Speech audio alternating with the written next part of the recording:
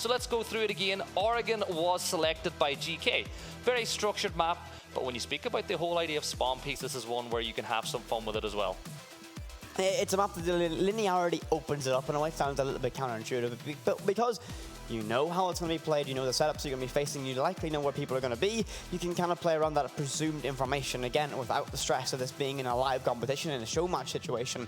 You can kind of play a little bit more loose, fluid, and free, and both these sides will very much do it. We saw very good Oregon throughout this competition so far, and we moved to Clubhouse, which is a very similar style. One of the oldest maps in the competitive pool, only seeing minor changes throughout its lifetime, and another one that has that level of linearity, so I think both of these kind of shape up similarly, but the big kind of elephant in the room is going to be that Chalet pick. It is, and all three maps, they've got very definitive styles as well. Chalet's one where we can see those spawn peaks, and honestly, you can get a lot of kills on Chalet just by hanging around windows, waiting for people to come your way, particularly up on that top floor. We've seen it through library, shooting in towards those blue stairs and on the invert rappels. But honestly, I'm excited because obviously GK are going to be starting on attack on Clubhouse as well. So the first two maps, it's down to them to set the pace. They've certainly, they really will have to try and go against it. MIBR, though, I think will have that intention to fight them on that entryway as well. We're still just waiting to get things rolling here between these two sides. When we look at this, though, I'm so disappointed. There's no border, there's no sky, there's no kind of those crazy maps we don't see a lot of play. Have we seen a border yet this competition, actually? I think we may have seen, we have one. It's not a map we see a whole lot of at all, actually. And it's, I think I would, stylistically, would have liked to have seen it between these two sides. Yeah, it actually would have been a really fun one between these two sides when you think about it, because it is a very frag-heavy map, and it's a fun one for viewers to watch as well. But we know which maps we are going to. Three maps we've seen quite a bit over the course of this tournament. But Whippet, I think going into this one, the main thing is, as Fresh said, that everybody has some fun and everybody's a winner. Stealing Fresh's lines from the desk now. But that's twice now we've stolen it from the desk. But yes, you know, this is just going to be getting everyone a bit pumped up, warming up for what we have again. I mean, let's take a little bit of a look forward to what we're going to be seeing later on today. So once we get through this show match, once we get to see the fireworks of these two teams going head to head, we have our grand final. Our grand final will consist of BDS versus Falcons. When you read that out on paper, who would have thought Falcons would be there? But we don't have to look too much forward to the past, as we already get into our band phase here on Oregon between Geekay esports and MIBR. Are you expecting any wild cards here? A little, maybe. It is a show match after all, so we could see something a little wacky. And it is taking some time for MIBR to make the first ban, and when it does come through, it will be Thatcher. So no, nothing wacky just yet. Thatcher isn't going to be that surprising at all. I think we're all going to be somewhat aware that that ban's going to come out. It's Oregon, so you don't want to deal with it. These are going to be pretty default bans. These are going to be reasonably standard, unless GK decide to go against the Rhythm and the Jackal. Not uncommon. You could ban more useful operators, you could get rid of the Habana, but instead you're going to take away that Jackal. That's going to enable a little bit more freedom on that roam presence. It works both ways, as MIBR will be starting on that defensive side. The second ban, or the first defensive ban, will be that Valkyrie. How many times in the course of this competition have we seen players on Valkyrie go absolutely nuclear? All I have to say is one name, and that's Shaiko. Yeah, something tells me that Valk will be banned on every map that we play tonight between Falcons and BDS. And the final ban from MIBR, just to make sure the show match goes the right way, is going to be Clash. So the annoying shield operator on defense will not be used. But we are going to get straight into the action now. Round one, and we are going to be going to Laundry and Supply. So down to the basement, where it's got the highest attack or defender win rate of any site in this map. The basement's a pretty difficult site to break down in terms of the offensive side. The reason that is because you really have a limited number of ways to actually gain yourself access to it. If you think about this, when you get open those hatches inside of dining, inside of meeting, my brain hasn't woken up yet. It's even late in the evening.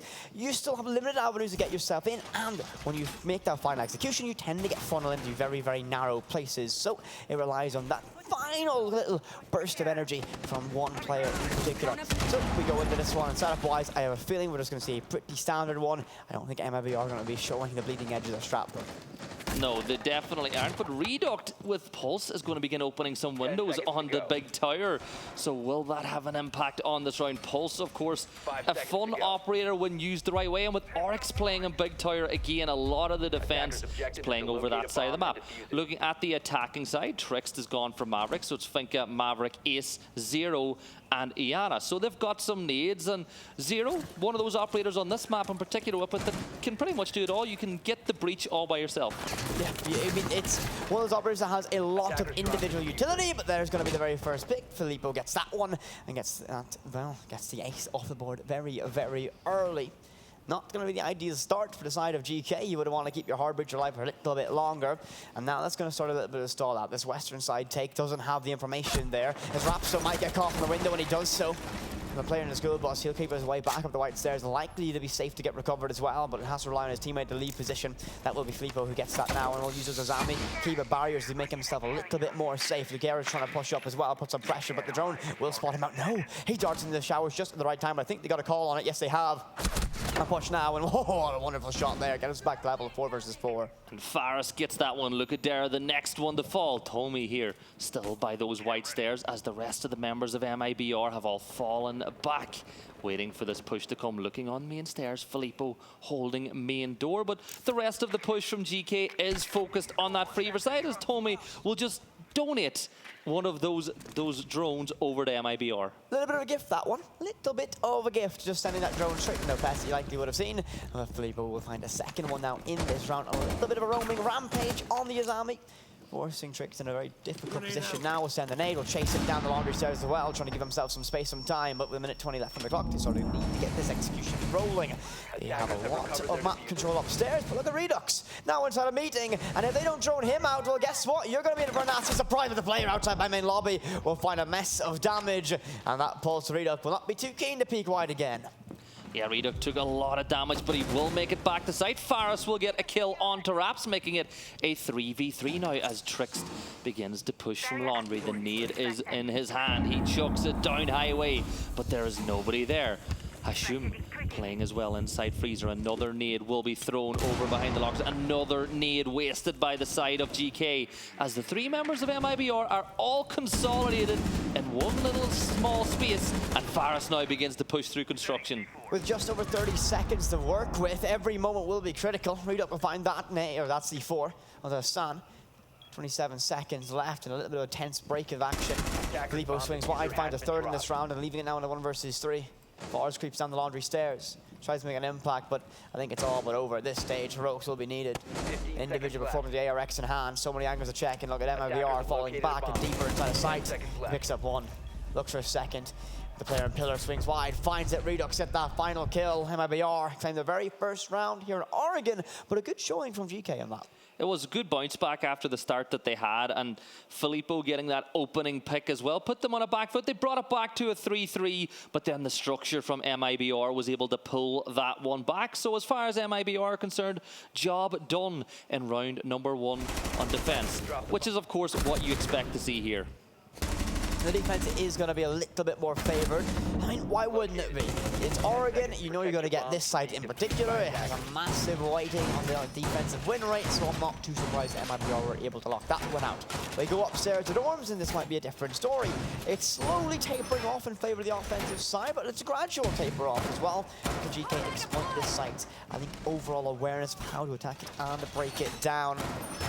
But I mean, setup-wise, again, it's going to be pretty simple for MIBR. It's default, and this means GK will know exactly what to do. Well, this is a site where if you can establish ground floor control with the operators that GK have, you can begin using all of that offensive utility to try to get kills for free from below. Because at the moment, based on the setup they have, they could have up to 8 nades to use, as well as then having Tommy to be able to get the wall open, and they have brought those 8 nades. So, Whippet, if they can establish ground floor control, they can begin to put that utility to use. They need to try and get that ground floor control and solid information as well to make the most of what they have. They have lots of nades to use, a lot of them, but you need solid information. You might be able to get 1 or 2 picks just from using your default knowledge, but that won't be the ideal way to do it. So they make the initial entryway from the western side of the building. Once again, they have information on the player inside of dining, but guess what? There's going to be Raps who swing wide, find one, that's a Zon off the board, and that's going to be a good start from MIBR. He'll now peel back, waste some time as he'll fall back deeper in towards these defensible positions. Looks like Falls knows someone's pushing him from deep inside of green. He's aware of this.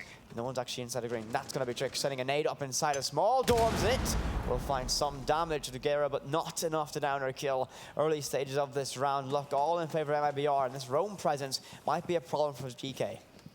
Yeah, far scouting out. They've got players all around the map waiting for something to happen to get a kill on their side as they move over towards that main window as well. Tommy on top of Big Tower, but you do have a Zami nearby. He's holding that angle. He's waiting. Somebody might come across at some point, but now it's time to move. But Raps will get a second one for him, bringing it down to a 5v3. Very similar story to the first round. And Philippe, no, he's not. He's not going to do it with the Deagle, is he? Well, no, he's not. His teammate, though, will be able to find one of the 2 me, and it's going to be a bit of a problematic situation now for Geekay. MIBR in complete control of this round, 5 versus 2. Second Nave of Key getting sent in. Will it arrive upon its destination? Doesn't matter. Lugera shuts him down, 5 versus 1, all done the tricks now. Minute 20 to work with, but MIBR, they're going to go hunting. I wouldn't be too surprised to see someone vault out that window to try and hunt down this final surviving Maverick. But he might just keep himself alive, and he's trying to just regather himself. Again, this team, for the side of Geekay, this is the biggest matchup they've played in a very long time. International competition on an international stage, Showmatch or not. They're going to try and put on the best show possible. So he takes some time and figure out what went wrong. But it looks like Filippo is going to go on the hunt, and he might go out that window very soon. Yeah, anytime you play on a game that is broadcast, you want to win just to make sure that you keep your ego intact. But now with Filippo holding one side, it's just a waiting game. We're biding some time. Tricks. It's, you know, there's more. He can get a couple of kills for himself in this situation, but as it stands, we've got a little bit of a standoff, and with 30 seconds left, MIBR have won this round, and the members of MIBR are just going to try bait him to move. Yeah, they're going to wait to try and figure out where he is. Maverick will begin the move around now, and now that he's been released, he will try and find some damage, and that's going to be Filippo shuts him down. Flawless round from MIBR. They lead themselves by 2, and they were in complete control with that one. The roam presence was the ultimate factor that was pretty defining of that one, and the opening pick really did just unravel it. It really did. So MIBR 2-0 up after that one, and now we're going to move to that tertiary site. Let's see if Geekay can pull a round out of the bag. But as it stands, Whippet, MIBR are looking very, very good. They really are. I mean, this is MIBR are a side of absolute quality, absolute class. And they will try their best to get this one over the hill. 2-0 the scoreline for them. To go to the tertiary site now, can they complete a flawless rotation here? Set up, boys. I'll say it for all of this one. We're not going to be expecting too much. And I really do love the addition of the Oryx from these teams right now. Oh, why bring a shotgun, right? You bring a Thunderbird, you bring an Oryx, or you even just sacrifice that HP on an Oryx, and you have these massive rotates essentially for free, and the fastest operator in the game that has a very good weapon to scrap and brawl with as well. They have all that mobility options to creep and crawl around, and are in play. Not a very common sight in competitive matches. Yeah, I'm a big Oryx fan because he's so useful on so many maps, and we've seen them bring it out every single time, and it's been to some success, as Raps has been able to find kills a couple of times in this one, as has Reduct when he's played other operators. But the push coming through from Geekay, very similar once again, but every single round they've pushed over from the small tower side, and Hashim lucky to not get taken down by that early spawn peak. I mean, this is going to be the problem if you go from the same clear every single time against a team like MIBR. Guess what? You're going to fall yourself into some struggles, and well, opening pick is going to go in favor of Geekay, but doesn't last too long as MIBR managed to find themselves a trade. Filippo all the way up inside a small, big tower. And look at this. Look at Era trying to toy with an idea of going out that main lobby door, looking for a pick, but I think better of it now. Drone game now is getting set up from the offensive side, trying to figure out exactly where MIBR are sitting, what they're holding, and out he goes to the main door. Takes a beating from the side of Toomey, but falls back, and the F2 sings and gets one more. Farah will claim that kill, but looks like one member, Hassan's been downed outside. Thankfully, it's the Finka, gets themselves back up with that adrenal surge. Yeah, Toomey gets taken down by Filippo. Gotta be said though, Faris 5 kills so far in this one, carrying the brunt, but it's going to get taken down. Reduct takes down Trix as well, leaving it all down to Hashim, the Finka. 2 nades in the back pocket. up against 3 members of MIBR. Lucadera, low HP as things stand. But this one, if he can find one, there's a chance we might believe maybe the members of GK can pull one round back as Asham begins to now make his move. And there is Lucadera, gets the kill. MIBR 3-0 up after 3 rounds. A flawless rotation on Oregon. You'd expect the defensive side to be weighted right now. MIBR look in complete control of this match. And they will just manage this one out best they can. And, I mean, they are giving this a fair shot as well. GK are really coming out swinging to try and break this. And this looks like it's not going to be necessary to show much. You're seeing nomad knife fights outside. They are actually trying to win this one. Of course, MIBR don't want to go home without a single W in that win column of this event. And I think the local heroes will want to get a victory on this main stage as well. So both teams absolutely gunning for it. MIBR are just in control on Oregon right now. And GK are a team that feel they're every bit as good as the Falcons as well. They're a team that think that they could compete at that highest level. So if we get a situation where they beat MIBR, the MENA fans will really feel like this tournament was a massive success. For MIBR, though, this is their only chance to get a win. You know, at the end of the day, we pointed out they got grouped, and that's not what they would have planned for coming into this event. No team looks at an event like this and says, yeah, we're going out in groups. No one looks at an event in general and goes, yeah, you know what, groups, that's our target. But, you know, MIBR are certainly disappointed. They were actually knocked out by Falcons in the group stage, in that lower bracket, in a 2-0 defeat. And one of the maps that they went to was MIBR's favorite map, and Falcons put on a show. They show just how good that MENA region, that team has been so far. Momentum all in their favor, but we move in the round number 4 between these two teams. Can MIBR keep this flawless record rolling? Oregon GK break the deadlock. To the basement we go once again. This site is so strong on the defensive side. I'm feeling MIBR will be leaning on that one again. And I really am interested if they're going to go for a little bit more of an aggressive roam presence, because that's really been disrupting GK. And GK, are they going to fall into the same trappings of going for that west side clear? Yeah, it's been a big problem for them, and it's played into the hands of MIBR, because a team like this, a tier 1 team that plays against some of the best teams in the world. Just remember, last year was the year of LATAM, when you consider that those are the teams that MIBR are playing against. But the push coming in at the start of the round, Lucadera spawn peeking once more. Will they rappel up, and will Lucadera add to that impressive tally? 3 kills on the board, but look at Filippo, 6 and 1 after just 3 rounds. Absolutely stellar performance. If they were still in the competition, I think Lucadera will be in the hunt for the kill lead of this. Storyline for that one, for the grand final, of course, is going to be O-Kills versus Shaiko.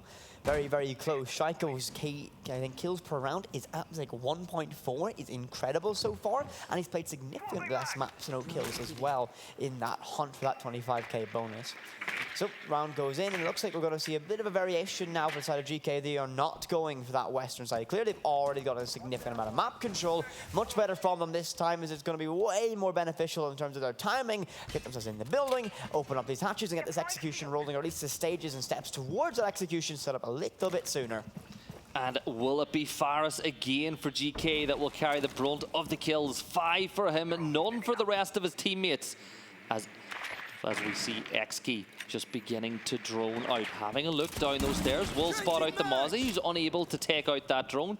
Maybe we'll be able to get it at the second attempt, but will fall back to pillar. All of the members of MIBR just waiting for this push to come through, as Doc will just sit on the cam and provide that information. And now XKey will begin opening up those hatches. Get those hatches open, get yourself that avenue and direct access into sight. Put some pressure on the defensive side as well. MIBR won't be able to play as many power positions as they would have liked. As Habana, the Queen of Hatches, will go through her job step by step to as much as possible. Fleetman not a big fan of that fan either. Removing that from play. Minute left in this round. Mirror window pops inside a freezer, and oh, it opens the gates, but only to MIBR. A trade, 4 versus 4. Minute left, and it's time to go. GK are waiting at the gates. Will MIBR be ready for this wave of pressure to arrive? Lucadera still playing that position by pillar that it's very important to clear out. Tricked is a second too late to the party and allows the defender back into some safety. Tommy is going to come in for some assistance, though. They've got all the members of MIBR inside one room except for one player in freezer. And Raps is just waiting, biding his time. Hashum pushing down with Zofia. That LMG, 150 rounds you can fire without needing to move, but the C4 will take down Trix. Tommy will fall as well, so it's all down to Hashum. Pushing down 3 Freezer. Does he have ice in his veins, or will he get lit up? Well, Lucadera lights him up, and that's a 4-0 lead now for MIBR. MIBR in complete control of this matchup. Not looking wavered, showing their veterancy here right now. Class all throughout that roster. Just providing too many problems for Geekay to break down right now. Oregon, at least historically, has been weighted towards that defensive side. MIBR doing a good job of taking full advantage of that as they move into the next round of their rotation. Are they going to get 2 successful 3-site rotations? That would put them on match point very early. But 4-0, very strong from MIBR. It is, and when you look at both teams, there's a transparency straight away, or a big difference in the way these teams are playing. The members of Geekay, the only player that has any kills for them at this point is Faris, 6 and 4. Nobody else has got anything on the board, and when you look at the side of MIBR, apart from Falls, who's 1 and 1, everybody is getting involved in the action. 10 seconds to insert. I mean, this is what we expect from a roster like this. They're going to get in the faces, they're going to try and brawl. 5 seconds left. They do like to take their fights as well, and they're going to be feeling with that extra bit of, I think, comfort in this situation. It's not an official match. Well, it's a show match on the main stage, so a little bit more relaxed environment. Ligera trying for a spawn peak again, and we see that blue silhouette so tantalizingly close to it. They'll toy with the idea, sees the tracer rounds, but nothing will arrive from it just yet. Looks like the intention is going to be for a mainstay or a main master bedroom push. There's one player Farah on the opposite side from the rest of his team as pressure arriving. Hassan already inside of Zulu, trying to creep their way up and catch this one player on the western side. But they got this control. I think they're going to be happy to take it and just hold on to this angle in case that rotation arrives. Yeah, it's not a bad rotation point to hold for Hashum, waiting for a defender to come that way through shorts. But Lucadera's rotated back the other way, coming in through meeting now, as it's just a little bit of tension building in this round. Faris on the invert repel. We've seen him pick up a lot of kills, and Falls will very late into the round plant one of those mirrors, and that will be a kill coming on. Trix gets one, but Faris will fall to Raps. It's a 4v4, and now Trix will begin tossing some nades from below, and Reduct will get taken out by Exki. It's going to be a 4 versus 3, the best position Geekay have been in so far in this series. The double peak, the white stairs. Falls will get the credit for that one. An aid sent in the trophy to try and clear whatever utility they can with that mirror window instead of walk-in, causing all sorts of problems. Geekay have got control, but they've run into a wall of utility. And look at this, on the flanking side of lobby, it's the Jaeger. He might just find one, but no! It's getting watched and held, but it's going to be a trade-off. Falls finds one once again. The case now dropping. Cole, but what a shot! Tricks on the quad, looks for an ace if he can win this one out. But all down to Raps now. DMR in hand and pressure. He's positioned now. No one in compromise, but he makes it a 1v1. Is tricked on for the ace. He needs to find this player, but he has a minute left to work for information. Well, the ace will win the round for his side. Raps with 5 kills of his own this game so far, but will we get some positivity for Geekay as Trix will just cleverly begin to drone? He's got plenty of time, so work out the safest path to find yourself this kill, because I have a feeling he is not going to go for the plant. I think he wants the kill, but he knows there's an ace on the line. I mean, right now, going for the plant's going to be a very dangerous position. Got no one there to cover you, no one there to hold your cross, but doesn't even matter. If you can't get in this site at all, ace denied. MIBR's run continues. 5 uncontested rounds. They look in complete control, but a much better round from Geekay.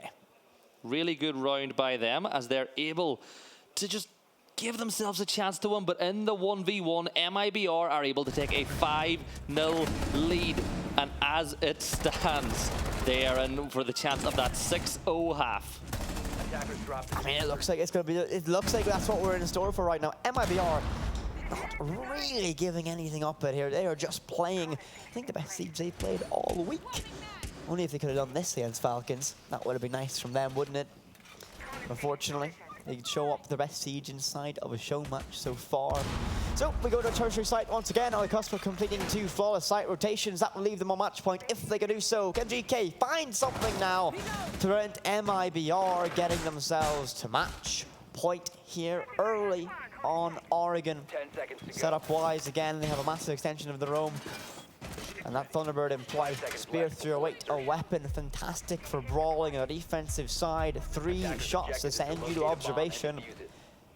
How will they use it? Redux on that up, and the entryway this time not focused on the western side. Again, good changes from Geekay, but perhaps look at this, trying to go for that pistol, 1-tap spawn peek, but no one's there.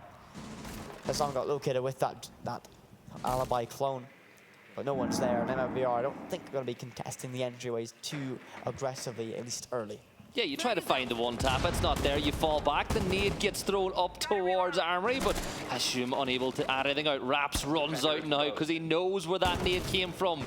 As they look once again to find a kill, Hashim now competing on the other side of this garage door, peeking around the corner. Filippo takes some damage and falls back, as still the opener eludes us in this one, 45 seconds in, but it's not for want of trying. And there is a default cam still up, just feeding information towards the members of MIBR. Leaving a default camera up. Oh no. You can't be getting away with that one against the side of MIBR, but look how close these 2 players in basement are. Raps dangerously close to the player looking inside of Shaiko. Lukero tries to pop up and get aggressive. His Warden activated. He won't be blinded by those flashbangs. He's going to try and find that pick on towards that Nomad. Forrest is going to be an easy time, caught through the wall with massive damage. Brawling, twisting, turning. Raps to try and tap away from the wall himself. But look at this, 2 players all swarming around that Malusi. He'll pop up and can't find one. Shut down with LMG of Hassan. 5 versus 4, 5 versus 3. This is the best position Geekay have been in all series now, and if they can get one more pick, they might be able to put MIBR to bed, but no.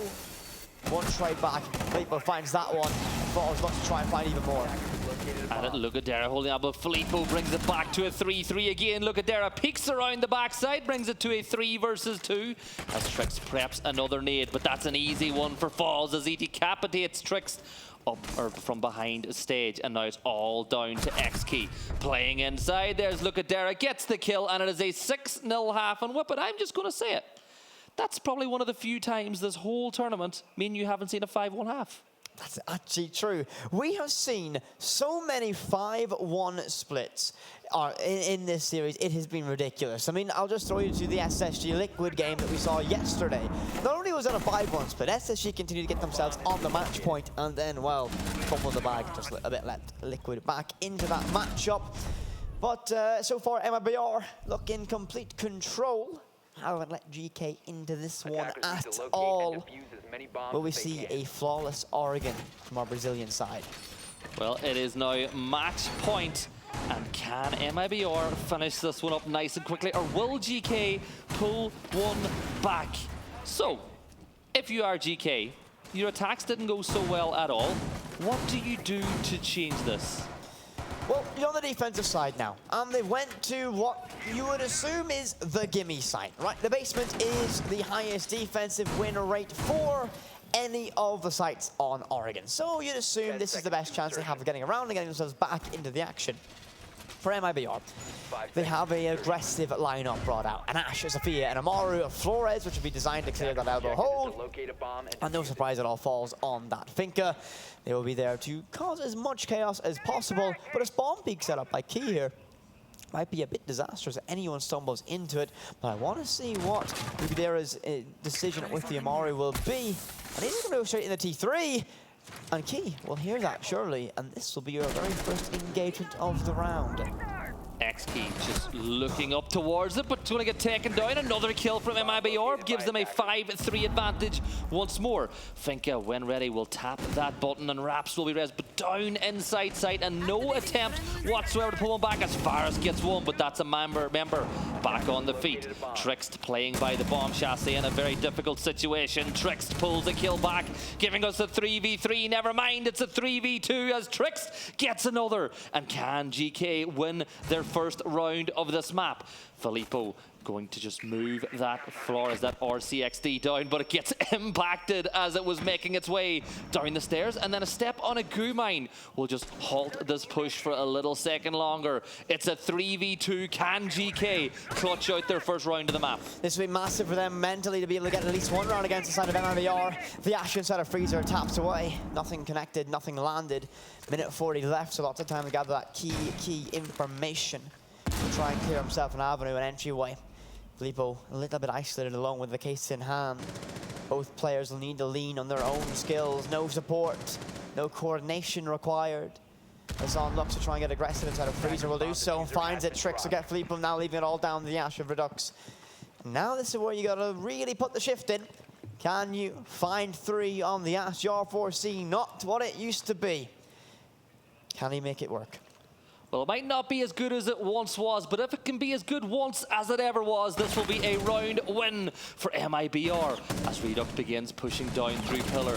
Those DMR shots coming out, making a lot of noise. 2 taps from that can be absolutely deadly, but Redux will fall back again. 50 seconds left on the clock as the rotation game will now begin. Ash deciding this time to push through, but that laser gate will do damage, making him even more vulnerable as he's got a direct line to sight now into B. The prone player, Trix gets the kill. GK ensure that this will not be a flawless win for MIBR. But I mean, that's huge for them. They got around, and now maybe could be a springboard. Going to be difficult to say that one, though. The performance has been all in favor of MIBR. We see the side swap, GK win on the basement. So realistically, right now you're looking at GK getting a chance, a very good shot, at being able to take victory on dorms. I'm assuming that's going to be the site they go to. And then once you go to the tertiary site, that's when there's going to be a real test if they can get over MIBR, because teams tend to lose that tertiary site while you want as much rounds in your defense as possible. So we move on into this one. They do go up the dorms, as I said they would. This is their best chance of a second round before they have to go to the gauntlet of the Oregon tertiary. And it is down to MIBR to take them down. A big thing, though, for GK that round was the fact they were able to claw it back from a 5 versus 3, which is a good thing for them. I'm just going to cast your mind back to the very first day of this tournament where Falcons were very poor in map number 1. Now they're in the final. They had a little bit of jitters for their first game on the stage. Could this be a case of GK being on a LAN, playing against a tier 1 side from a different region? Maybe they're just a little bit nervous going into this. I think nerves are going to be a factor in this one. Again, this is a side that are playing for the first time a team from LATAM on LAN. So it's not going to be the easiest time. It's not like they're going against a team from LATAM without experience. This is MIBR. This is a really strong side. To get to this competition or to qualify for our event here in Riyadh, they had to beat FaZe. Blue Arrow is going to find the opening pick on the Forest. And problems begin to grow. Oh no, they're going to go on in, and it's going to be a mess, but Hassan shuts it down. The flank, the aggressive plays in there, but now it looks like the Candela is sore. They send on in, but no one's there to push these players in. Redux falls to 2, we find the second one in this round. Make it 3. MIBR went for something quick, went for something smart, and it falls flat. 1 versus 4. All down to Filippo. He has lots of time to work.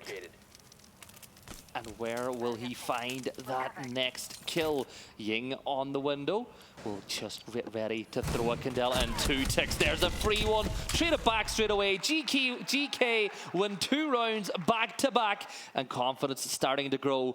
But this is where you get tested. We're going to your tertiary site now. Going to one of those ground floor sites, whether they go to the kitchen side or over towards meeting. This can be a very different attack from MIBR, depending on which one they go for. If we go to meeting, MIBR are going to be forced to take a lot of control upstairs. You want control of attic, so then you can get your execution rolling from stage. Then someone will come late from inside the lobby. That's what they'll do. If we go for a take inside dining, which is going to mean they get small, they get west side control, they get control of side of that small tower. They try to clear showers. They get Zulu. They push up towards the end of that hallway by the bottom of white stairs, and guess what? They'll work at execution from there. That's what they'll do, and we see this site roll out. We have went to meetings. So that means we will see a likely heavy contention upstairs inside of dorms. Once they get that control, they'll open up that wall on stage, and guess what? They'll work that execution. Get around that cap can because they might catch someone as a late rotation could arrive on that kitchen door. And if they want to take top floor control, MIBR have got a very good lineup to do so. Amaru can go straight up to T3 and begin clearing over from Attic side as GK are putting a lot of defensive resources up on top of that top floor. But we have started. This is match point for MIBR. One of 4 more attempts they're going to get if we see GK mount some sort of a comeback. But Raps is going to go straight away. No time wasted, right on up to T3.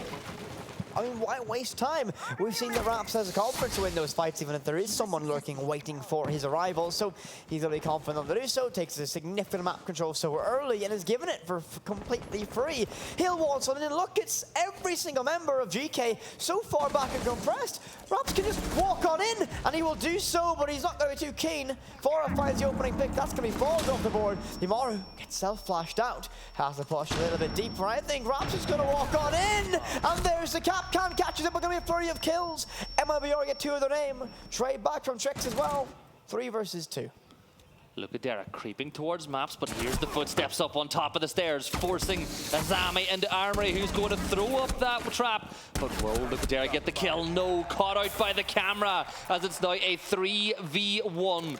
All down to Redux, but can he reduce this GK defense down to 0? No, he can't. Faris gets a kill.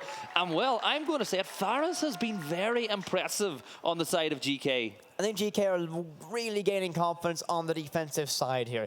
The map favors it, and it's a little bit easier to pull off than the coordination required to get an execution on the attacking side rolling in our current climate. So they'll be leaning on that just a little bit. Good job from them so far, and considering the fact that they were facing getting flawless here, this is a nice little pushback from them, getting themselves another round and putting a little bit more pressure on MIBR because you don't want to get reverse swept. No, you do not. And for MIBR, they don't want to be involved in a Brazil scoreline either, to be honest. That's 7-1. I think some of the Brazilian sides are a little bit sick of that over the course of the tournament. But GK showing some shoots of positivity. 3 rounds in a row on defense, and now you move back down to one of your favorite sites, back down to basement, and can you win it? Because if it becomes 6-4, MIBR are going to be starting to think, oh no, are we going to get beat by another MENA team? They don't want that. That what a storyline that would be for the rest of the community of the MENA scene as well. They can get a victory over 2 international sides. But MIBR are very much keen to not to fall victim to that again. A TO has been called. You can see their coach behind them talking, animated fashion as well, making sure they don't let this one slip. A little bit of motivation, morale boost as well. Fist bumps all around, keeping the spirits high. But for them, they cannot slip into this complacency. Yes, you're on match point. Yes, you have a very large lead, but that one more round mentality can be really detrimental to sides. So for MIBR, try to reset just a little bit, get yourself back into the action. To the basement we go once again as GK have completed a flawless site rotation. Both sides have done it. Not a single attacking round has been won yet. Surely not. Surely we don't see a single attacking round won. Surely MIBR can get one at least. Or I don't know actually anymore. GK reverse sweep, question mark? It's on the cards. It very much is on the cards. Well, we're going to wait for this round to start, and it is 6-3. MIBR pretty happy. They've got 3 more attempts at getting match point before they take a 1-0 lead in this series. On the side of GK, with those beautiful player cards that we have on screen, it'll do them a lot of good as well if they can win this one out, because we've said it before, they think they're as good as Falcons. They actually believe they're better than Falcons. So what better way to prove it than to beat a team that Falcons have already beaten over the course of this tournament? I mean, if they want to have that, they stake to that claim that we're better than Falcons, I think they want to do it in a little bit more of a convincing fashion than trying to get a reverse sweep already.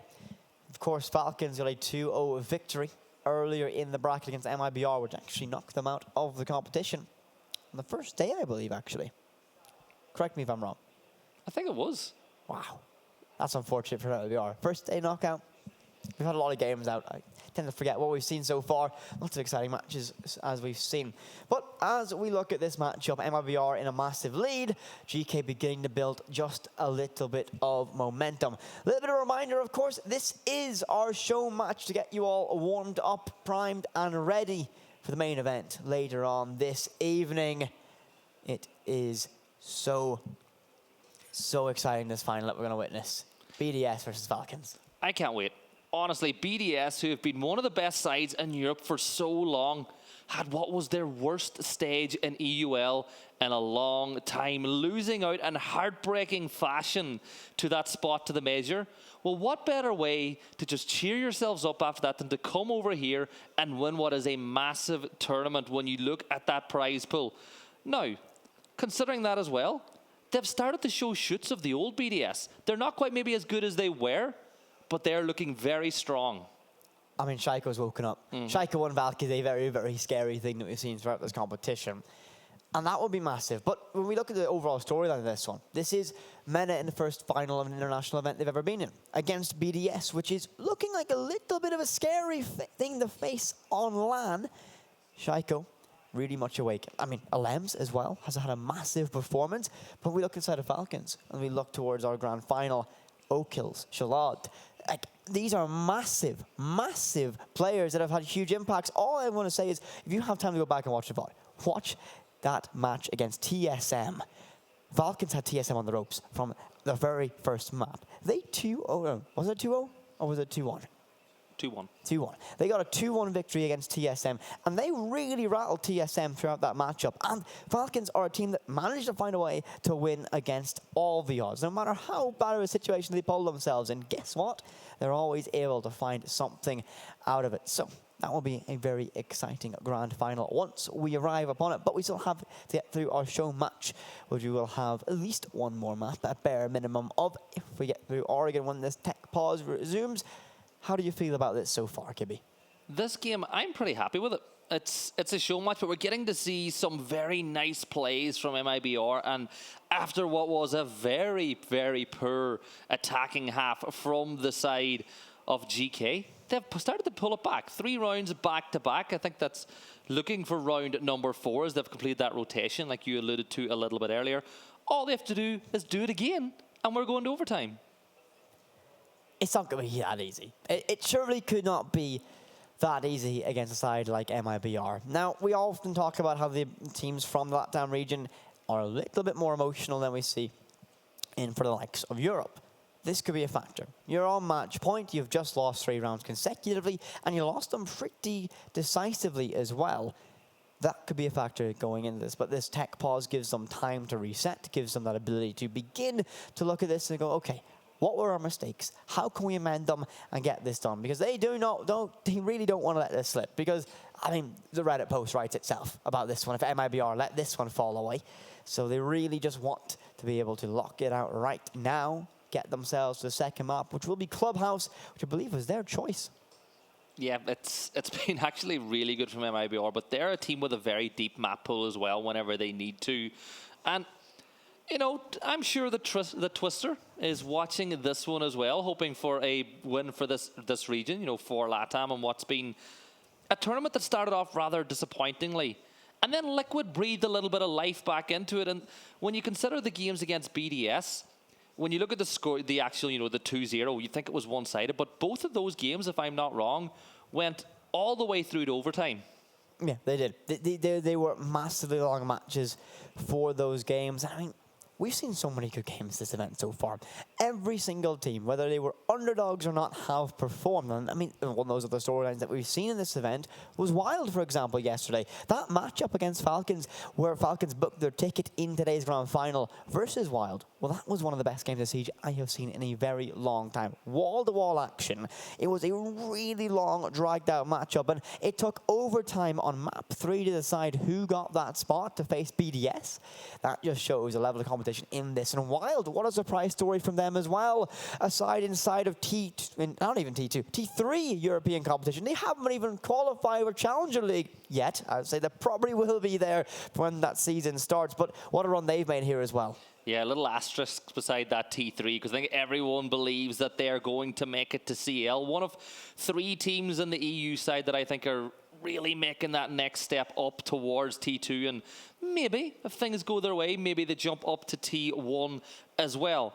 But that game you spoke about, the Wild game, the overtime phase that we had, we'll touch on that one a little bit later as we get back into the action. So match point again for MIBR as we go down to the basement, and not quite as much of a rushing lineup on MIBR as they brought this time last time. A little bit more sensible from them in this one. I mean, not surprised at all. They don't want to lose this one. They're not going to try and bring it out. But we see Dokkaebi getting brought out. And we were speaking with Kaneo from Wilds last night. Dokkaebi is one of those operators that people are really beginning to pick up on, because if you need to make a late rotation, that tends to require, guess what? You got to do drone work, and when you only have 40 seconds to make a late rotation, drone work is a bit of a nightmare. It can get very messy to move those pre-placed drones you had for a set plan. What Dokkaebi allows you to do is, well, press one button, activate that global ability, and now you know, okay, roughly based off sound, if you're clear or not to get that rotation rolling. So will MIBR be needing to use that one, or will they do their best Kaneo impression with that SMG-12? Well, the SMG-12, the Kaneo impression you spoke about, some players call it a door opener. Well, Kaneo calls it a head opener, as we've said already. But there is Dokkaebi using that ability very early. Little bit of a waste, I think, in the early stages. But no, it is going to be used to take down Hashum as Lucadera gets the opener in this one. MIBR wants to finish this first map of the series very quickly.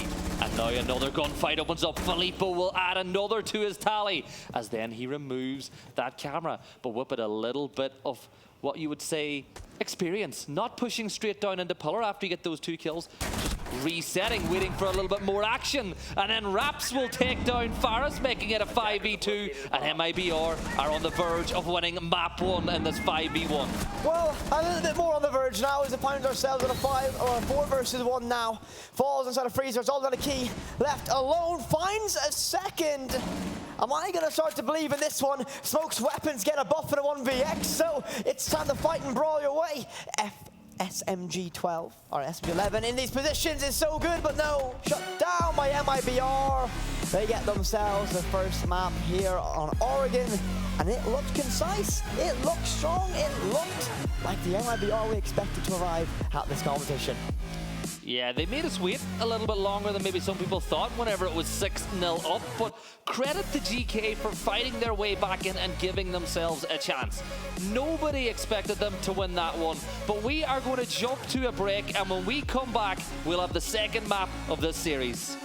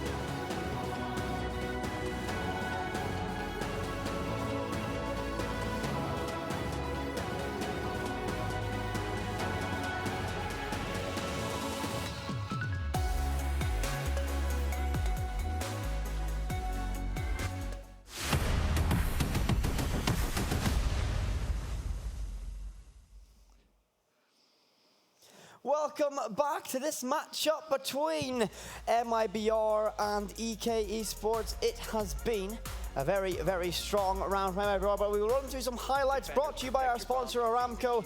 MIBR, absolutely dominant here in Oregon. Yeah, really good start to them in this game. They took a 6-0 lead on defense and made work a little bit hard, but there's the story of round number 1.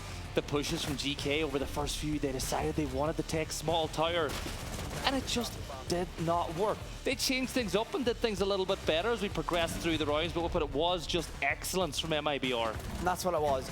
We saw a little bit of that, I think, just class this team has. MIBR are a mainstay of that Latin American region. They've always made deep runs in international competition. Unfortunately, this wasn't one of their deep runs, and now in our show match, but they are putting on a good show against the MENA home team. And I mean, it was just a case that MIBR just didn't let them in. We saw a flawless sweep on the defensive side from GK, but since then, once we got back from the tech pause, I think MIBR had kind of reset themselves and went straight for the finish of that matchup. Yeah, one of the bright sparks over the course of that game really was Faris on the side of GK, picking up multiple kills, as did Tommy a couple of times whenever they did eventually manage to pull some rounds. And it was very key to get those rounds as well. He didn't want MIBR to run away with it flawlessly. They got their job done. Well done from them. As we get ready for this one, our next map of the series is going to be going to Clubhouse. Any thoughts about that one as we get ready for it? When it comes to Clubhouse, probably spawn peaks once again. We've seen it be used effectively, looking all the way over from when you talk about the CCTV spawn peak we've seen a few times over the course of this one. But really, it's about controlling areas of the map when you get to Clubhouse. When you want to take top floor, garage is a very, very important part of the map, especially over towards that rafter side. When you go down towards basement, you really want to control in and around blue or kitchen if you want to take that side as well. I mean, you need to have a massive amount of control for Clubhouse. The linearity in the edge of this map means that, again, both teams should understand it fairly well. That's kind of why I think we went to these more default maps in the lineup for both these sides. Oregon was a little bit, I think, not what we were expecting. I was expecting a little bit of closer brawling on Oregon between these two sides. We moved to a map with a little bit more flexibility, a little bit less linearity. Will we see a different scoreline moving into this? I think for a lot of the people watching, they're going to want to see GK win a couple more rounds and make this one tight. MIBR, do they want to clean this up one as quick as possible, or do they want to try some new things that maybe they haven't tried before, something they haven't practiced? Well, this is what a show match is for. Show us what you have some fun with it. And you gotta say, if you're looking for standout players for MIBR after map 1, it's hard to pick a standout because it was a team performance. It was for MIBR. I mean, again, when you look at this roster, they're all very capable players, so they're very keen just to be able to get the job done, and they did do that in a pretty key fashion. No one really stood out. There was no significant hard carry at all, but we don't have to wait too much longer as we get ready to move into our operator ban screen. And the bans coming in, are you expecting anything different this time around? I think the first ban coming out straight away will be Thatcher, so no changes on that standpoint whatsoever. No, it's actually going to be a pretty standard ban, and it's all down to this one now as we move to our next stage. And I think it's going to be likely a hard breacher. And it's actually going to be Ying, so stopping the attempt of a rush. And the next ban coming in from GK, they've had their attacking ban in defense. They're taking their time. They're having a little bit of a thick. Kaid can be a very good operator when it comes to keeping those hatches closed. But on the defensive side, the ban coming in 3, 2, 1. They have made us wait. And the ban will be Valkyrie. So no surprise there either. We know how impressive Valkyrie has been. MIBR now with the final say when it comes to operator bans. And will it be a Kaid? Will it be something a little bit different? When it comes to how GK played last time around, they like to use Oryx, but I don't expect that ban. 2, 1, we've made to wait again, and the ban will be Mozzie. An unusual one for Mozzie. Not something that we see a lot of that ban arriving, but I guess those Mozzie pests are a nuisance you would rather not deal with at all. Maybe MIBR are expecting something similar to a 2-1-2, or more commonly known as an SSG roam.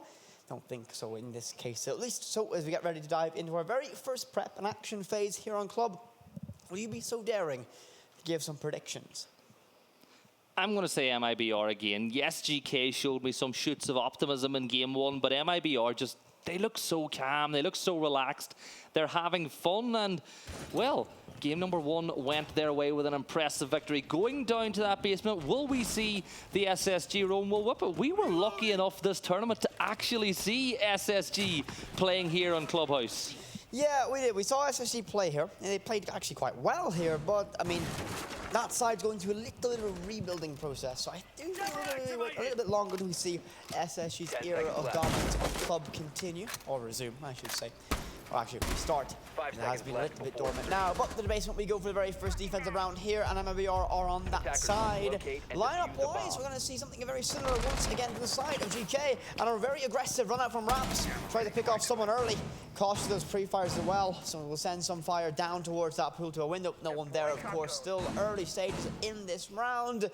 But I think that's at least an example of how he wants to continue this. Yeah, a little bit of aggression. We love to see things like that happen. But MIBR, they're going to want to keep their record, their 100% defensive record in the show match intact as Trixt begins droning in.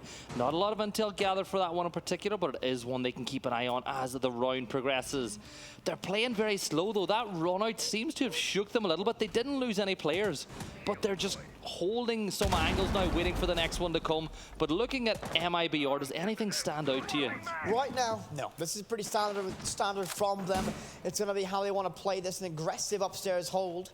They just want to be able to make it as difficult as possible, and that's going to be a very difficult one, but Fair is going to win that one out. Quick reaction to the F2 in hand as well. Opening pick, first of the map, goes for GK. GK getting that one, and now Vigil will move in the garage. And using his ability, that cam going in will give a little bit more intel as they look to get rid of the default cam up on top, so Vigil has to be careful. That zero cam gets eventually taken out, but MIBR, they're a man down, but they're still holding very good positions. There's the impact, opens up a line of sight, and Tommy will get taken down as MIBR pulling back, but there's Hashum pushing through dirt. GK getting a bit of momentum in this round. That's what they needed. They found that pick, they found that trade. Filippo looks to get aggressive inside of dirt, just outside of it by AKs. And well, this is it. Well, Zafia laying prone. They'll try and catch it now. The hatch will get opened. The Kai Claw will be late. You can't trick that one out. A little bit of late toss at all. C4 primed and ready to try and catch anything, but I don't think they're going to be too keen to put too many steps inside of kitchen. Less than a minute left to go. It will be a kitchen hatch execution. They need to clear the Kaiden, and guess what they've just done? But here arrives the pressure, but the case goes down. Lugadero might be able to make an impact now as returning on the site. That's going to be a massive pick from the Azam. Gets one, falls, huge pop off, but now it's all down to one member. Farah, who started us off, but shut down by Falls. He rotates all the way by Church, gets it done. MIBR claim the very first round here on Club. And it looked for just a moment like that was a GK round in the back, but Lucadera getting a couple of big kills and allowing MIBR to take that lead. That's 7 rounds they've won on defense without any answer from GK whatsoever. And is it the structure that GK are struggling with here? I think so. I think GK really wanted this to be a little bit of, kind of stand and bang situation. Stand in the middle, throw punch for punch, try and be as aggressive as possible. But what MIBR have done is, guess what? They've brought their structure. And a side that is very good at doing so as well. And that's presenting problems from the side of GK. They just can't solve the problems. And when you can't break through the strategy, then you begin to worry about the players of MIBR who can punish you. And one thing I'll point out is look at that dock. And look at that primary weapon. That's the French shotgun, not something we see a lot of.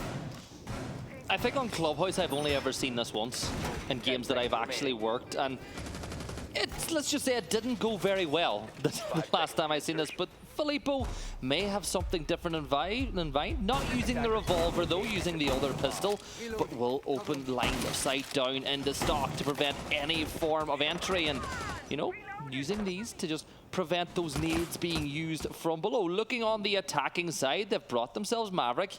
They've brought themselves a hard reach, and then Zero with the backup. Well, never mind. Zero will do Zero. And this one as Tommy will fall, and Hashum begins moving, and the Maverick trick begins on the main breach. Massive opening pick there already. Problems for GK. One player lost early in the Maverick, somewhat stranded and alone. No one's there to help cover before this breach. Bar will get one more. Looks like massive damage done. Filippo falls back with a shotgun in hand. Try to brawl up close and personal with that one. Raps looks to make something work the bailiff, but thinks better of it. Windows prepped, primed and ready. And that's going to be a shotgun, fires off. Finds one member of GK. Out pops Yalabai, taps away. Bar is tucked away nicely in that corner, not caught out. And Key will now look to deny that window, look deep towards it, and try and catch anyone daring to do that once again. And I wouldn't put it past MIBR to try the same thing twice, but we will wait and see. Alibi still inside master bedroom. Faris knows there's a player there, so holding that cut off if they decide to move back into construction. The Maverick getting back to work on the main breach as Doc still sits with that shotgun. The ping's coming out, so Faris knows exactly where Alibi is, but it's very passive, no real moves, and now Faris will push that aggressive button, coming on in towards master bedroom, firing his gun, letting them know exactly where they are, and this time he will catch the head of Raps. The shotgun coming round the corner from Filippo will bring this back to a 3v2 with 1:15 left to go. MIBR in control with this one. Time to make an execution work. If you're inside of GK, you got to worry about two shotguns up close and personal. And we've all met the other side of that Doc shotgun once before. Playing so dangerously close, both these players tapped away with the LMG. Very scary premonition. Oh, the LMG gets one, makes it two. Oh no, MIBR, throw it away. The LMG shuts it all down. And GK tie it up 1 round apiece. Well, that's the nice thing about not having to reload, isn't it? You can just keep firing through that breach. And Sophia wins that one. Hashum makes it 1-1. And a much better attacking phase there from GK than what we saw all of our first trip over towards Oregon. Now, the big thing for me was the fact they bounced back. They lost the opening pick, but they were able to get themselves back into a situation where they could win the round. And Sophia given 3 1v1s, though, it has to be said. Yeah, giving them one by one by one by one. Not exactly how you want to handle that situation. MIBR mismanaged that round, but they have themselves a second bite of the cherry, as they will now go back to the same site once again, try to amend their mistakes this time around. And no Doc shotgun, unfortunately, for as well as it did work getting that one pick. I think it's a wise choice to bring a little bit more utility inside of that Oryx. And a very different operator as well, when you consider what they are good at. Oryx, another operator which can get really involved with your site setup, can move quickly through the map using hatches, and then that little dash is able to get you past windows and doors oh so quickly, making you a very difficult target to hit. But now the round properly begins. 3 members, make that 4 on the top floor. The spawn peak comes through. Hashum takes some damage, but stays alive. And we'll begin getting rid of those default cams. We saw default cams work against GK in the previous match. Yeah, but whenever you leave a default camera up, you got to wonder questions as how if you let that one happen. You never should see that from a team of any caliber at all. Maverick trick employed once again. Better start though from GK, having everyone alive to do so. Now we're just waiting for the cover to help that Maverick get the job done. Zafia on low HP as well. Not too keen to take any more fights, and the opening pick's going to go for MIBR, and a second one to follow as well. Problems arise with the Oryx, who found those 2 picks. Filippo will now rotate the long way around. Use all those Ramba charges to do so. He'll relocate, make himself a problem once again as he emerges inside of Adam. Will there be another? Now remember, there's a Claymore outside that window. If one of the members jump out, Faris will get the kill onto Lucadera, bringing it back to a 4v3, just giving them a little bit of a chance. But the HP, Hashum not looking too good. Faris has been in the wars as well with Trixty, the only player who has not been in the battles just yet. And Hashum will push on up below the stairs, holding the line of sight. Reduct knows exactly where the player is behind that AC unit, and they will hunt in a pack and take down Faris, making it a 4v2. And Trix is just daring them to run out that door. He really is. He's waiting for it. They're going to try and hold and get a pick here. That's what they need right now. From the side of GK, they need a pick. They need MIBR to give them something. likelihood of that right now is actually kind of high. I do like the peek and explode, of course. This is a show match, so you'd imagine they might be a little bit more keen to make those decisions to get over aggressive. Yellow pings provided, so they have good information. Maverick, of course, has nades in pocket to work with. If they can get those up mid to land, it could be very effective. Falls looks for run out, but I guess no one's there. Drone spotted him out. Drone removed. 40 seconds to work with now, and looks like MIBR might just lock this one out, but Falls might get caught napping with the Maverick, and he does so. 3v2. And Trix gets that one on the board. It's a 2v3, and now firing up on top of the rafters, but there's nobody there. But be careful of Oryx pushing in towards Garage on the door, but he doesn't want to get himself caught out. Don't give the free kill to the Maverick, who's getting ready to peek around. The drone will just give away your position. Maverick's going to peek. More damage on the Trixie, who will bring it back to a 2v2, but this is essentially a 1v2 as one player's down. 9 seconds left, and MIBR, provided they don't do anything silly, will take a 2-1 lead once more. One player will chase the kill, the other will hang back. There's the kill, and MIBR take the lead once more. They get the job done, get themselves back in the lead. A little bit harder than it could have been for them, but they got it in the end. I mentioned that there was a chance they could give it away.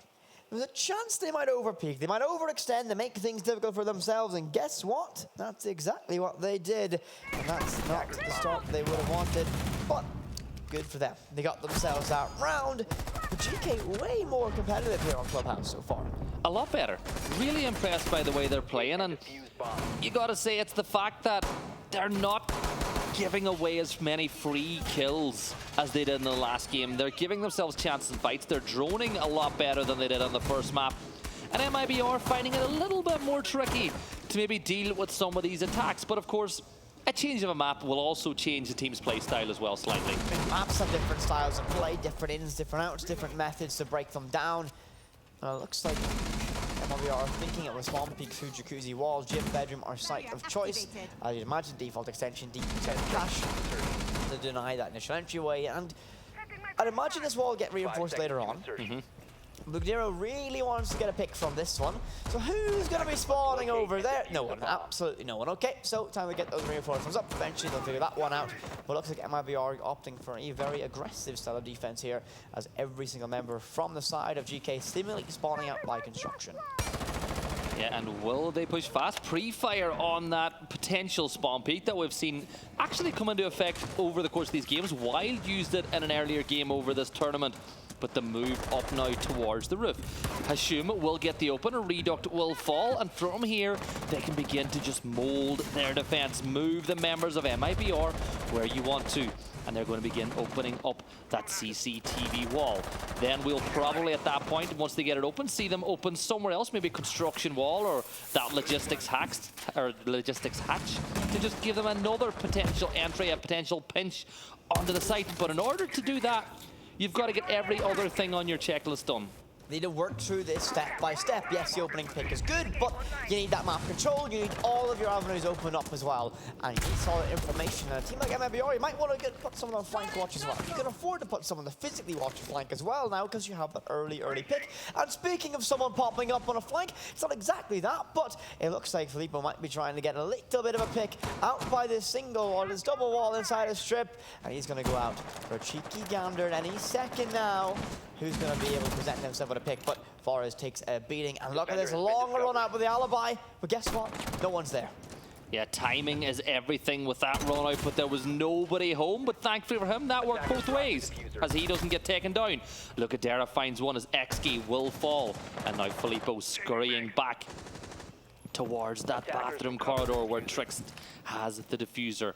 4v4, 1 minute left. Faris will get a pick to bring it to a 4v3, and they've got another member of MIBR isolated. Trix gets another. Lucadera will fall, but Faris will get knocked. Will that kill be confirmed outside the window? If you're MIBR, Raps has got barely a slither of HP, and Filippo is full, but Raps playing inside logistics at the current moment.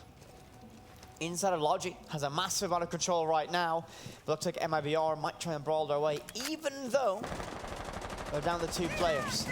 Don't know if Raps is here or not. They need to check this position. Are they going to check it deep?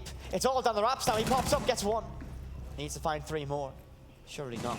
Surely this isn't on with such low HP. Might be able to make these rapid rotations with the orange, but against so many, he finds it, but no, there's a trade. Forest shuts it down. Round 4 goes for GK. And once again, they get themselves tied level with MIBR. And that is 4 rounds down with a 2-2 with just 2 rounds left to go on the defensive side for MIBR. Remember, last time MIBR were on defense, they went 6-0, so already GK infinitely better than they were in map number 1. And Trixty has come to play this time around, as has Hashim. Every round that GK has won has come down to individual brilliance for one player. Hashim in that playing Zofia on the rappel did a great job on round number 2 of the game, and in that last one, Trixt came to play. It really, I mean, right now when you have a level of this with individual performances being required to get these rounds, that's a little bit of a process indicator to me. That's when, okay, if we need one player to go big, why is that one player going big? Why do we need that one player to go big? And that says, okay, there's weaknesses in either our drone economy strategies or our core movements and communications as a core team. So you don't really want to be relying on one player popping off unless it's Shaiko, because I mean I think Shaiko can win SI by himself in the form he's playing in right now. But a spawn peek attempt now by Raps. Will anyone be arriving upon his destination? Sam is only a little bit of damage done. Try to tap him with the pistol, but nope, no one's going to be even considering the re-peeking that one. No one wants to take that fight. No one wants that smoke. Put some early damage done. No Finka on the board, so that is permanent. Yeah, and Filippo will fall back to side. The spawn peek, when it works, can be oh so effective. But look at Dara now in a position as the push will continue. 2 minutes and 30 seconds to go. And the drone work now being done by the members of GK as they look to just isolate another member of MIBR. Can you get the opening pick? Well, Faris is going to try to as he begins to push down, but Pulse has got one of those members of GK locked down. With all that information now, they know when this push is arriving what Faris is going to be able to do. He's trying to tap away, look for something, but nothing is going to arrive from it. F2 great at close range brawling, but look at Sam, so falling back at this position, trying his best to fight this angle, but I've never seen this one fought before. It looks like Raps has never seen it as well. He's going to get caught out by it. Absolutely insane. Who sees that one inside of regular competition? Look at Era, look for a pick inside of Adam. Might be able to find it, but no, takes more damage himself. He's not going to be too happy with that one. A long rotation away, and MIBR do not want to concede another life, but they just have done. The F2 gets one. Finally, they'll find the trade, but it might be just a little bit too late. They have all the information. Now they know that main set is clear. Guess what? Filippo will now take that and try and put some pressure on the side of GK. Well, it is a 3-4, and now everybody reconvenes up by Freezer and the kitchen entrance. And where will the push come from? The Kaid Claw becoming a little bit of a problem, but there's 1:12 to go, which means they've got some time to play with. The C4 is thrown, it's popped, and Tommy will get away with just a little bit of life out that window. And another Kaid Claw has been thrown, but it will trick the Habana, making it even harder to make this breach stick. And at what point did GK say, okay, this isn't working, we need to change? Well, they need to make that call now, and oh, Filippo pops up, but guess what? He's disturbed a nest of members of GK. He'll make a long rotation away. His position, no, they now know what he's done, what his intention is, but with 35 seconds left to go, they need to make this execution begin to roll. The C4 is all available on the side of MIBR as well. What can they do? 30 seconds. Nerves are calmed. Sam needs to win this fight to give them an opening, but left to Filippo, finding 2, make it 3, a quad, and Lucadera back on site, gets it done. MIBR back in the lead. And they were made work for that one again. GK playing much better as it is a 3-2 lead now for MIBR. 1 round left on defense. Can they take a 4-2 split? Or will GK just split the sides at the halfway point? Well, it's been back and forth every single time so far, so there's a very good chance that one. Look at that. Sam, I've never seen that one before. Never. Well, neither have I. It was one of those ones that clearly MIBR had never seen it before either, because they fell right into that trap. But if it works, it just works, and that is what happened for the members of GK. Now, this is it, the last defensive site for MIBR. Are we going to go up to CCTV Cash, where we saw a very impressive round one early? Or will we go somewhere else? GK having a little conversation between themselves, because this is an important map for them. Because GK, this is a show match, but no team wants to lose 2-0. No, they don't. Everyone wants to at least put up a good fight inside of a matchup, especially here on LAN. Show match or not, competitive, kind of that competitive edge. Why these players are so good. They always want to win. They have that drive. They have that passion. So GK, I think they can get themselves level on the course of this matchup. They're looking far stronger here than they have done on, or they did so on Oregon. You know what I like about both these sides as well? You got to say, their jersey color. I believe one of the people working on the desk today will have hair that color one of the next times we see him. Don't remind Fresh of that one. Fresh isn't too keen to be reminded of that. Well, look, if you make the bet, you got to stick by it. And fair play to Fresh, it looks like he is on for doing it, but it is still, it's still a show match. I want GK to just take maybe another round. If GK bring a round here, they'll start to believe whenever they move to defense, whereas if MIBR go 4-2 on their defensive half, it'll have 2-0 written all over it.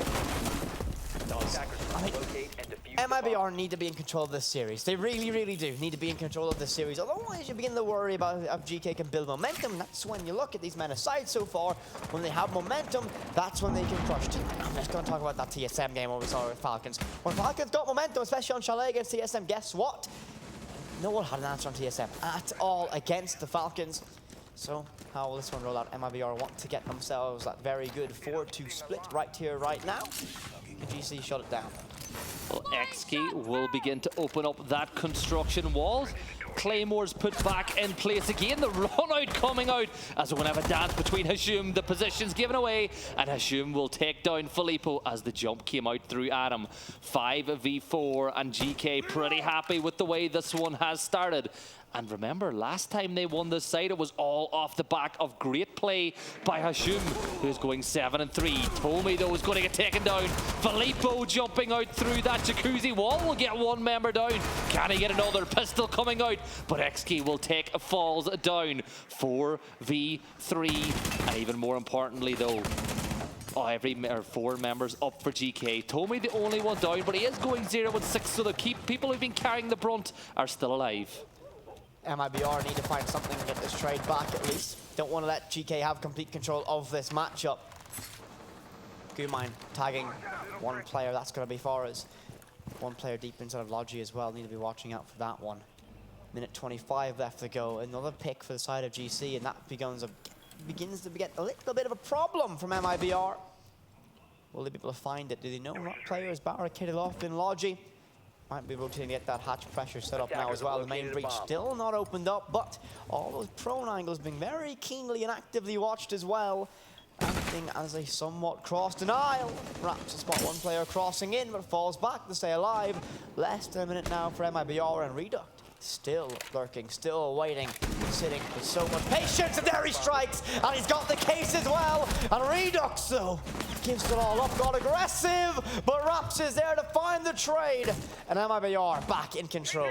And the two members of GK are isolated as Hashum will now push in through bottom garage. They're going to work as some sort of a pairing, try push at the same time from opposite angles and isolate the members of MIBR. Lucadera and Raps up against Hashum and Trix. Now the wall's been opened, but the case is still not with anywhere near the site. Hashum firing towards those red stairs. The 114 bullets still to fire. You can just pre-fire, but it don't matter when Raps and Lucadera can hit headshots, and now MIBR get that 4-2 defensive half. That's what they needed. They needed that 4-2. Finally, they get themselves a little bit of daylight between the side of GK.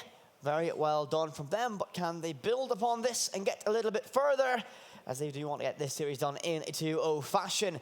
But for GK, can they bounce back? Can they recover this one as the side swap will arrive now? But well done for MIBR in this one. Scrappy brawling all the way through. And a little bit of recovery, but Redux here. Big play. If Redux stayed alive there inside of Logi, it could have been even harder for it to arrive. But MIBR, cool, composed, collected in those critical moments. And I think the fact that the door was reinforced or barricaded up, it really caught GK off guard. Thermite had no clue whatsoever when he came in that they're the trap that had been set, but this is it now, GK on their defense. One of the things that Falcons did really well on defense, they were hyper-aggressive on attack, but super frustrating on defense, making attackers work so hard to win rounds against them. Can GK do the same thing? MIBR 3 rounds away from a 2-0 series victory, or can GK just claw rounds back one by one on defense and bring us all the way to map 3? It will be, I think, a difficult tasking, especially when we see that MIBR are willing enough to bring out a blitz. What they'll do is they'll very quickly breach open this entryway inside of construction. They'll send the blitz on in, and that will be a problem to deal with. They'll now try and control that lane with that blitz and clear anyone in that position. That would, at least in my mind, be the smoke, which could be a nasty thing to unravel with. Looks like they're going to be very quick and rapid, opening up already some vertical pressure if they want to get this kitchen hatch open. They've already done so as well. No impact trick, no KA trick. It is actually free. And that's an interesting op to have watching it run out. Yeah, give it to our blitz. He'll one-tap that run out anyway. Yeah, easy. Filippo says easy. I will take that one, but no run out just yet.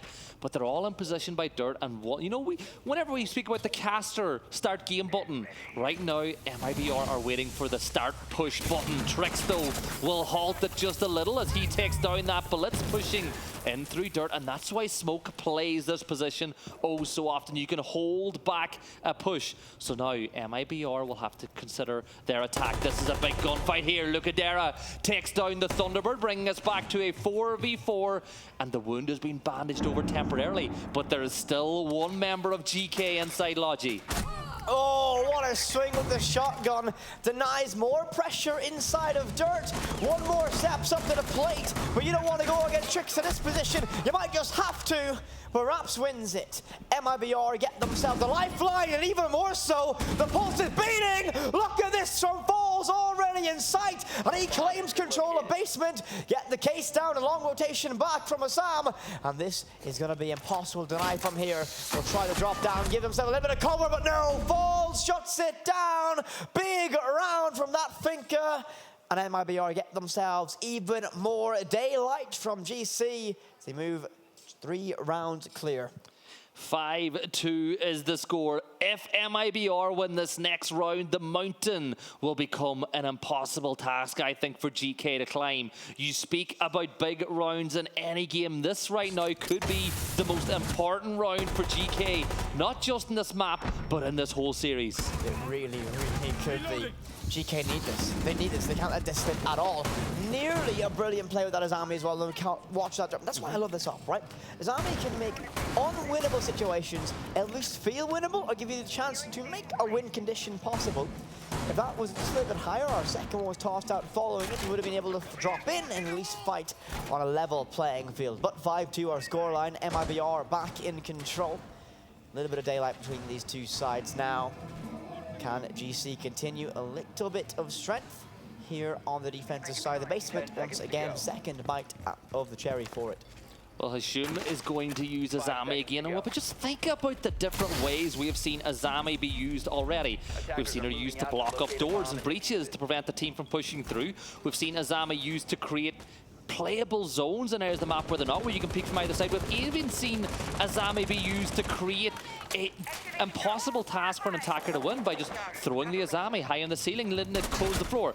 There's the clone jumping on in. Hashim falls back. Speaking of Azami, we're going to see Azami potentially being pushed out, but MIBR still in position. But back to that point, Azami, that gadget can be used in so many different ways. It's hyper versatile. It's so useful, especially when you need to make something happen. It's a massive catalyst for rounds. But look at Falls. Look how much map control this Nook has taken. I have a feeling he might just creep his way all the way down long once they drone out bar. Once they know this is clear, but MIBR are not wasting any time at all.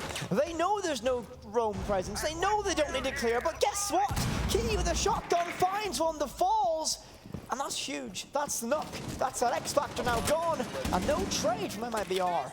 Map control lost, but usually Nook is a roamer that is solo on attack. And there's another kill. Tommy will take down, look at there, a 5v3 now as it's much better from GK. Raps was going to push down through basement. Faris takes out Filippo, and Raps is going to rechange his position. And it is all down to Iana and Habana as Raps once again tries to take Generator. Pre-firing through that wall, hoping to catch a head, a shoulder, a knee, or a toe, anything that can give MIBR a chance back inside this round. And the only thing that I think could be a good chance for them is a lot of the defensive utility has been used already. One canister left, one C4. If they can work together and isolate individual members of GK, they could potentially win this round. And what a way to do it, by dropping down the back line. There's the opener. And MIBR now working together, the two of them, pushing down towards that 90 corridor. Reduct coming into the site. There's a prone player, and will push it through blue as Reduct will get one, but there's Hashum running round with that Deagle headshot. And it's all down to Raps now on main stairs, looking towards those boxes. Oh, he downs it. He doesn't know 2 meters there, but now he gets to confirm. He hears the Deagle inside of Moto. He'll try to tap away. 35 seconds, plenty in a 1v2. And the both players now from the side of GK need to fall back, play together. The cross is established and held. If he knows he can peek deep inside of Armory, he's cautious along. He crosses in towards Moto. He'll get the case in his back pocket as well. Surely he can pull this one off. It will be monumental in hands of the cross player. Prone! Raps 1 kill away. One more pick, and he's going to try and stick this case. He might be too far away. He might not hear it going down. It's going to be a very narrow margin, but he pulls off. Raps will go hunting for the pick, but now force a 0-0. If only he stuck it. GK get one more round. Close the deficit. MIBR. Raps so close to getting a heroic moment, but unfortunately just falling short at the very end of that round. 0-0, the arch nemesis of many huge plays. GK happily will take that one as they get themselves in striking distance once again, but keep popping off big again. That pick with a shot for Toomey as well. All of these players so mechanically gifted. That old saying, pros never fake. Had he have just stuck it the first time around, that case would have been down, and it would have been a very winnable round for MIBR. But in a 5v2, they did a fantastic job of just picking apart that GK defense. You say that MIBR did a fantastic job. You could also argue that GK gave an example of how not to play a 5v2. They were giving 1v1s, 2v1s, and you cannot give MIBR that sort of opportunity. No, you can't. MIBR aside, you do not let in. Do not let them come knocking. When they do, don't open the door, because they will very much take space. If you give them an inch, they will take 20 miles. That type of team. But we move on to round number 9. MIBR 2 rounds away from closing out this Showmatch series. Can GK get themselves back into this one, draw themselves level, or even think about forcing us on the map number 3? Well, it is down to them. At the end of the day, if any team can force the other to play your style of play, you can make it happen. It's down to how MIBR execute these attacks. If they can just break down the defense that has been set up, because at the end of the day, Whippet, as an attacking side, your job is to solve these problems. The defense is the Riddler. You got to be Batman, and you got to take it down. You know what? That's a stretch for even you to make that one work. I don't even think that did work, but you know what? It did not. Oh, you shouldn't even try to be funny sometimes. But we get into this one, and I mean, with how this matchup has been going, I'm gonna have to favour MIBR. Right now on the attacking side, they really feel like they're embracing, I think, that aggressive style of play. And Filippo, are you going to go through this window? Yes, you are. Why not? Open invitation. Guess what? Sophia's already deep inside of sight. Doesn't get a pick to open up this round. But we'll look towards Rafters. Can't find him. It doesn't matter. The swing from construction shut down. But I think the fireworks are only just beginning.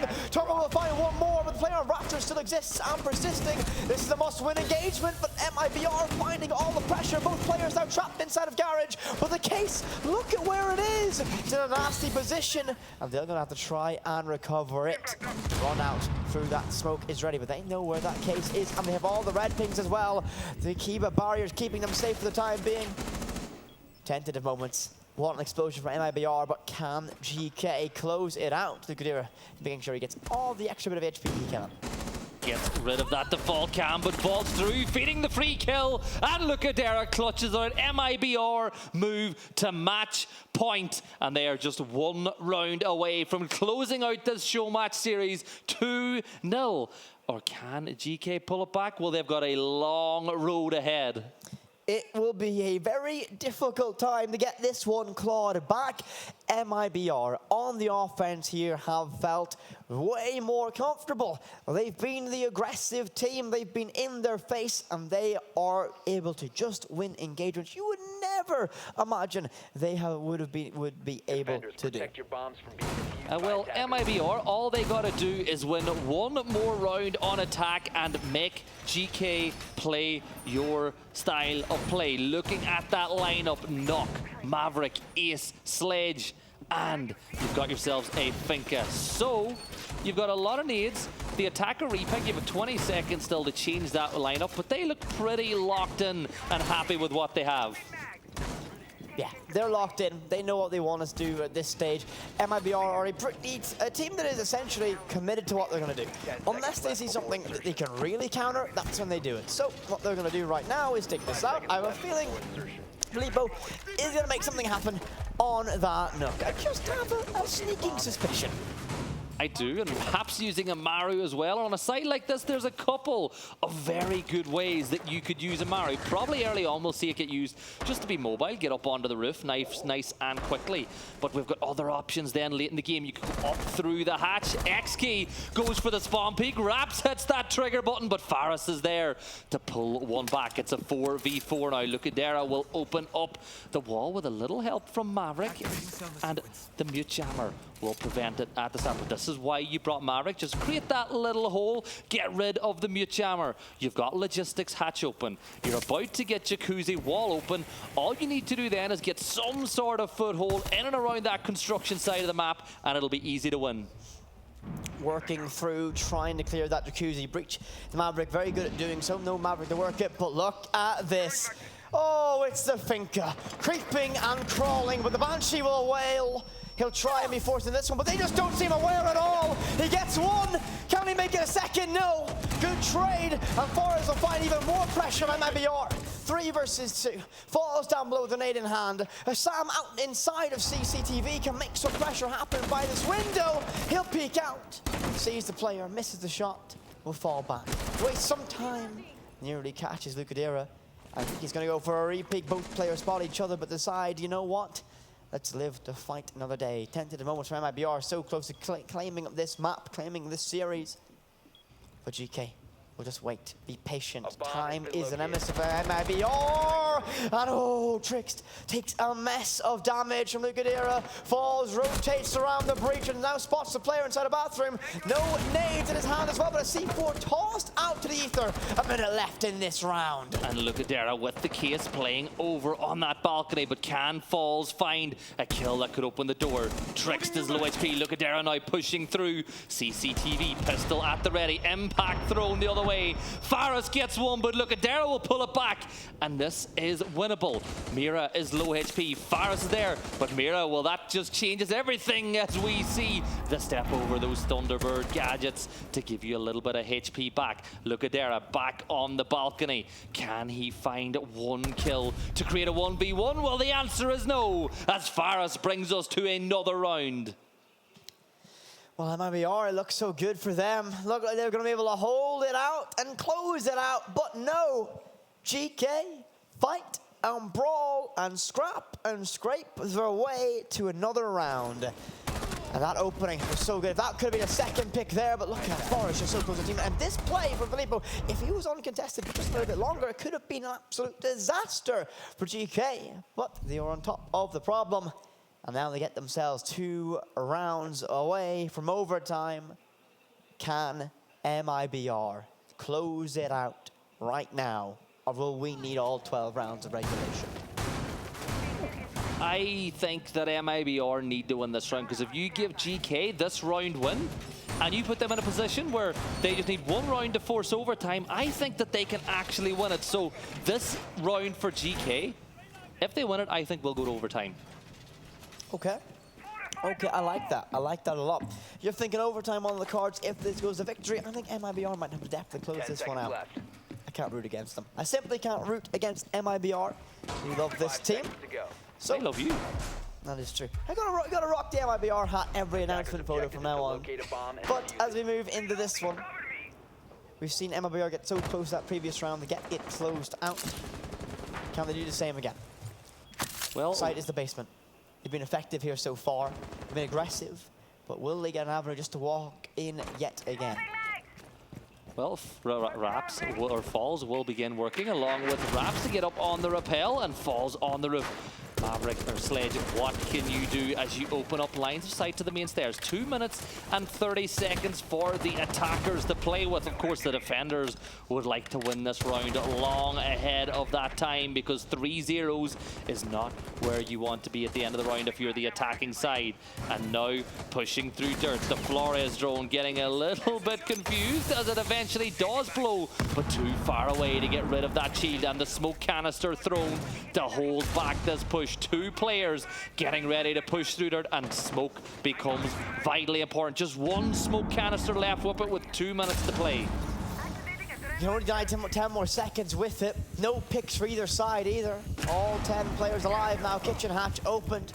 Falls a work through, reshuffling the floor inside of Kitchen, but back armory secured. But there arrives Raps. He'll find a Sam, and this is going to be a problem right now. As he's going to, if he gets control of dirt, that means this Kitchen hatch push becomes way more viable. But we saw main stairs a shotgun primed and ready as Key creeps and crawls, but Lucadera shuts it down. Trix will get a trade, make it 2, and the case is down in dirt. And now dirt control has been lost, but Filippo will take out Fires, but Smoke can continue to play this position. Tommy gets one, Lucadera gets the other, and that is the round 1. That is the series 1. MIBR beat the members of Geekay 2-0 in the show match, and up next is the big one. Oh my, now as we finally got that one exciting end to that one, as Oregon was a back, and no, Clubhouse was a back and forth ball between these two sides. MIBR get it done, and now we will wait for our final. What a matchup between that Talamena there, but are you ready? Ryu versus the local region, BDS versus Falcons just around the corner, but what a performance from MIBR in those final few rounds. Their level of aggression, their level of preciseness is exactly what we want. We'll fly through our highlights brought to you by Aramco, and we'll just get a little bit of a taste of how this was with MIBR. So many times they managed to find absolutely monumental picks. Yeah, and it's, like, to be honest, the rounds that GK won were down to individual brilliance once again. Couple of players popping off, making it really difficult. And one of the things that you said at that time was, we'll work out why are you letting these individual players have a big impact? How do you prevent that from happening? Well, MIBR, they started to play a little bit closer to each other's hips. They put themselves in positions where they could get the refrags whenever they were able to. And that kind of was the tail of the tape for the second map. When MIBR are in difficult positions, they manage to always find a significant impact in it. That last round, for example, we saw the case down inside of dirt, and they still managed to win it in terms of mechanics. But both these teams showed how good they were. The overall story of this one is GK, mechanically, they can definitely fight with the best of them. We saw that throughout this matchup, how they were able to win their ones, and several times many rounds relied on their mechanics. Strategically, that's where they're a little bit shallower than MIBR, but they put on a good match and a good show. The show match will warm everyone up for this one. But look at this, Azami so close to being able to make a significant drop, but well done to MIBR from getting it closed out. I mean, I'm so happy that they got the victory, but commiserations, of course, to GK, who couldn't get it done on a home stage. Yeah, but they put up a good account of themselves as well. They won multiple rounds against one of the best T1 teams in the LATAM region, so you gotta say, for a show match, they did put on a bit of a show. But now they go from wanting to win a match on the main stage to supporting one of the teams that they go head to head with a lot of times over the course of a year. They want a Falcons win. And here's a question. Who is going to win an S-tier event first? Shaiko or O'Kills? Oh, that's a tough one. I don't even want to start considering predictions for that. The final will be next, of course. Any predictions before we go into that one? Honestly, going into that one, I think that I know that the home fans aren't going to like me to say this, but I think BDS are going to win. They've only played 6 rounds and they're in a final. They have been an absolutely dominant force all the way through the tournament. I'll be cheering for BDS as well. I want EU to have success, but that will do it for us today as we'll be going to a quick little break. But when we're back, we're going to get diving into preparation for our grand final.